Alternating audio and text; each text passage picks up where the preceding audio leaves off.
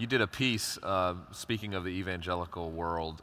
You've done several pieces, but one in particular last year where you really started to focus in on a new breed of evangelicals. You're talking about the death of Jerry Falwell and how things are shifting.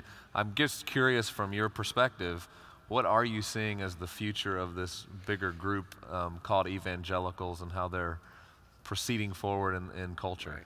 Right. I mean, again, it is problematic because there isn't a uniform block of evangelicals, even though we refer to that. But you know, obviously, it's not news to people in this room that, I mean, I did that story because when Falwell died, it sort of was an opportunity to sort of look at how sort of the old guard who was focused on social issues and abortion and gay marriage and things like that was sort of passing away, and there was this sort of you know, the people you think of today who represent evangelicals, there is sort of like a more centrist sort of evangelical. They called it, John Green is at the Pew Center. He sort of divides evangelicals into sort of these categories according to the sort of where their orientation is. He had this sort of group of centrist evangelicals, sort of more orthodox evangelicals, and sort of modernist evangelicals. And I think maybe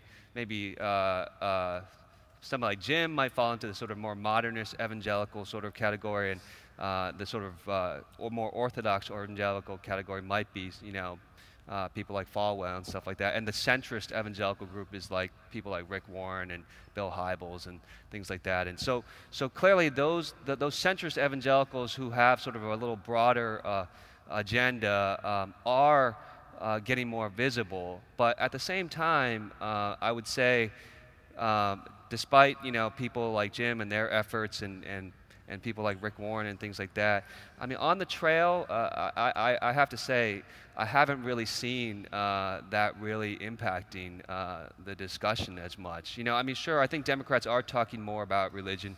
There's this event this weekend in Pennsylvania.